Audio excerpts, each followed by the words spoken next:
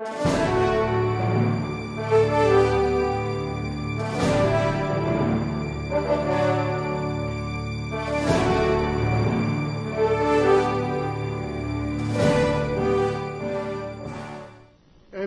yunde to prove the discrepancies. Your Honor, please, just one brief No, manifestation. I'm suggesting this to you. That's the procedure. Yes, Your Honor, but may I also be allowed to respectfully point out, Your Honor, Yeah. the conclusive presumption under Section 2, Rule 131 of the Rules of Court, which applies supletorily, and which is the applicable provision in the absence of a similar rule. In the absence of a similar rule in the Senate impeachment rules. What is the presumption?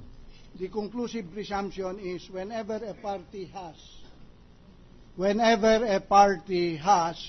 by his act, by his own declaration, act, or omission, intentionally and deliberately led another to believe a particular thing true and to rely upon such belief, he cannot, in any litigation arising out of such declaration, act, or omission, be permitted to falsify it.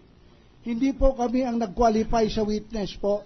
Defense counsel ang nagtanong sa ating testigo kung ano-ano ang mga discrepancies nakita sa SALN ni Chief Justice Corona. Seryoso pong pagtatanong yun. Yes, Hindi natin masabi na nagbibiro lang yung si Justice Cuevas. Ngayon po, bakit natin pigilan, and I say this with all due respect, bakit pipigilan ng defense ang katotohanan na lilitaw dito? Tinanong nila ang witness. Let the witness answer. Thank you, Your Honor. For year 2002, there's 9 properties that were not reported in his SALN. The discrepancies. Then for year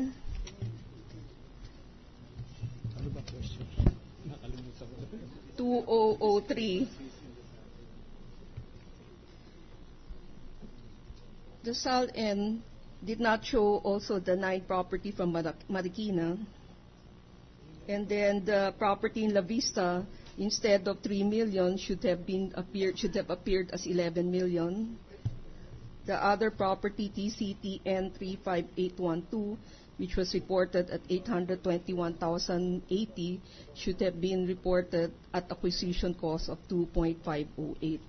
And therefore, his net worth is understated because the net worth he reported was 7 million when it should actually be 14 million, not including the Marikina property, which were not reported.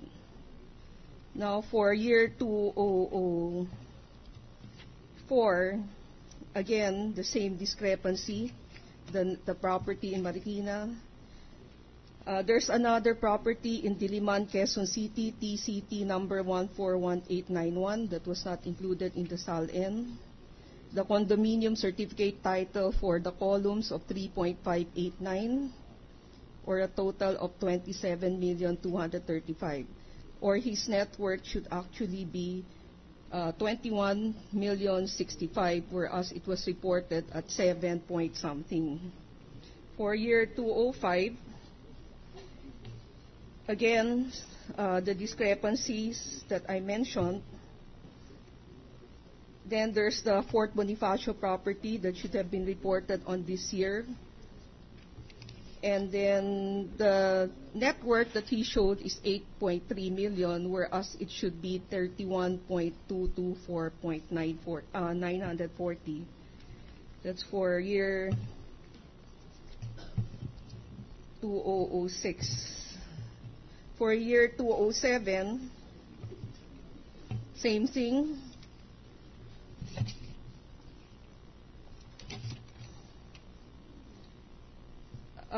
It should have a net worth of 24,735,000, whereas it only show a net worth of 11 million.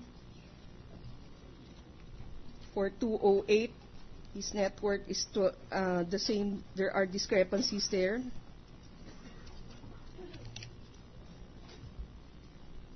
The net worth should be around 25 million, instead it's 12 million. Then for 209, the net worth should actually be 52 million because of the property in Bellagio 1. And instead, the reported net worth is only 14.5. And for 2010, that's where the net worth went down. But this is because of the Charina, the La Vista sale of 18 million. So that's based on our own analysis, because we use the net worth method in assessing tax deficiency against taxpayers. If you're with the indulgence of the have you issued a tax deficiency assessment? We have just issued a letter of authority to audit them based on this finding, so we are investigating him further. For year 2000, For 1997, all the way up year to... by year, Yes, sir. for purposes of deficiency assessment. Yes, sir. We are auditing his taxable year 1997. Now, the discrepancy that you mentioned refers to the non-inclusion of the real estate mentioned in this proceeding as belonging to the Chief Justice, the respondent, or only with respect to the values? Sir, the amount we're mentioning does not even... Only with respect to the values? Yes, sir. All Not right. including the one that are not included. But the rest, meaning RES, the rest, the thing, Yes, sir. was included in the SAL. No, there are some that were not included. And there were some that were not, Included in the and there salary. were some that were included, but the values are different. Yes, sir. All right. with the kind permission of the Honorable Court, The gentleman, the counsel for the defense. we are compelled to move for the striking out of the testimony of the witness on all those points, Your Honor. Because if we have to examine the articles of impeachment, there is nothing mentioned in there upon which they can predicate this kind of evidence, Your Honor. He is not being impeached for filing what we call false declaration, and this is not one of the grounds for impeachment, Your Honor. Counsel for the defense, I'm sure that you can traverse that in your evidence in chief. We will, but we wanted to raise a point, Your Honor, that this kind of evidence should not find... Anyway, let it be a part of the testimony of the witness. Thank you, submitted, Your Your Honor. Honor. One or two more questions, Your Honor. Madam Witness, I noticed that when you were testifying just now, you were perusing or consulting some papers or records. I just want the Honorable Court to know, what are those, ma'am? It's just What is the relevance of those records? To complete, Your Honor. Huh? To complete the testimony. Incomplete pala. It is Let the witness answer. It is a tabular computation of the network, in effect, a scratch paper in Excel form of the network of Chief Justice Corona. That is all, Your Honor.